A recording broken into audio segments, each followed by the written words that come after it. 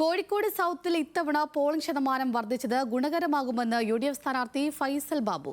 വോട്ടെടുപ്പിന് പയ്യാനിക്കൽ ഉന്നയിച്ചതുപോലെ മണ്ഡലത്തിൽ ഒരു തരത്തിലുള്ള വർഗീയതയും പറഞ്ഞിട്ടില്ലെന്നും ഫൈസൽ ബാബു ന്യൂസ് മലയാളത്തോട് പറഞ്ഞു. കോഴിക്കോട് നിന്ന് ആകാശ് തയ്യാറാക്കിയ റിപ്പോർട്ട് കണ്ടുവരാം. കോഴിക്കോട് സൗത്ത് UDF സ്ഥാനാർത്ഥി ഫൈസൽ ബാബു നമ്മളോടൊപ്പം ചേരുകയാണ്. ഇപ്പോൾ വോട്ടെടുപ്പ് കഴിഞ്ഞു, എന്തൊക്കെയാണ് പ്രതീക്ഷകൾ? ഇത്തവണ ഒരു മാറ്റമുണ്ടാകുമോ? ഒരുപാട് സന്ദേശങ്ങൾ ഈ തിരഞ്ഞെടുപ്പിലുണ്ട്. ഒന്നാമത്തെ കാര്യം, ജനങ്ങൾ വോട്ട് വിനിയോഗിക്കുക എന്നതിനെക്കുറിച്ച് കൃത്യമായ ഒരു ബോധ്യം വന്നിട്ടുണ്ട്. ഇതൊരു പൗരധർമ്മമാണ്, നമ്മുടെ പൗരത്വത്തൊക്കെ ഇതിൻ്റെയൊക്കെ ഒരു ഭാഗമാണ്. അപ്പോൾ ഇതുവരെ സാധാരണ വോട്ട് ചെയ്യുക എന്നുള്ളത്, ഇപ്പോൾ പലപ്പോഴും ആളുകൾ പോളിംഗ് ബൂത്തിലേക്ക് വരാൻ പാർട്ടികളൊക്കെ ഭയങ്കര എഫേർട്ട് എടുക്കണം, നമ്മൾ അവരെ കൊണ്ടുവരണം.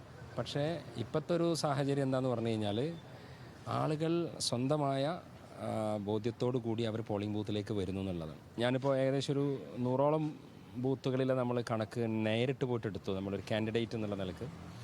അങ്ങനെ എടുത്തപ്പോഴും നമുക്ക് അവിടുത്തെ പരമാവധി പോളിംഗ് നടന്നിട്ടുണ്ട്. അപ്പോൾ ചിലയിടത്തൊക്കെ 89-90% വരെ പോളിംഗ് നടന്നിട്ടുണ്ട്. ഇത്തവണ UDFന് എന്തൊക്കെ ഫാക്ടേഴ്സാണ് അനുകൂലമായിട്ട് വന്നിരിക്കുന്നത്? ഏറ്റവും പ്രധാനമായി ഭരണവിരുദ്ധ വികാരം തന്നെ. കേരളത്തിലൊന്നും നടന്നിട്ടില്ല, പെട്ടെന്ന് ഇതൊന്ന് ഈ ദുരിതമൊന്ന് അവസാനിച്ച് കിട്ടണം.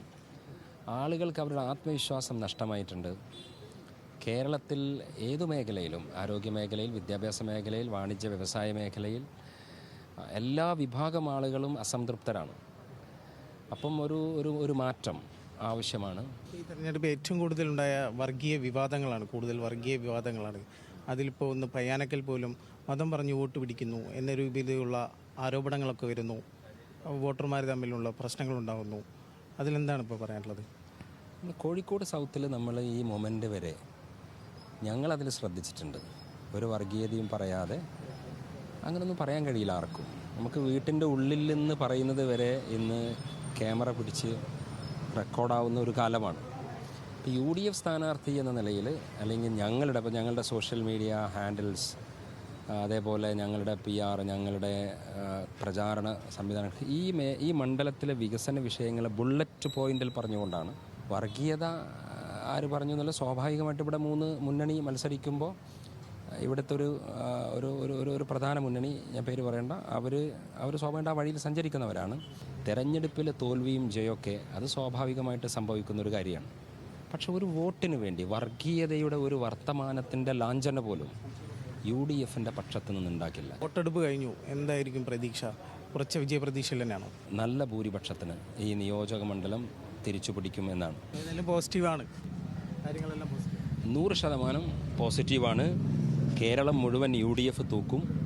സൗത്തിൽ നിന്ന് UDF അത് തന്നെയാണ് ഇപ്പോൾ സ്ഥാനാർത്ഥി പറഞ്ഞിരിക്കുന്നത്. കോഴിക്കോട് സൗത്തിൽ ചരിത്ര ഭൂരിപക്ഷം തന്നെ ഉണ്ടാകുമെന്നാണ്. കോഴിക്കോട് നിന്നും ക്യാമറമാൻ സുൽത്താനോടൊപ്പം ആകാശ് തടത്തിൽ, ന്യൂസ് മലയാളം.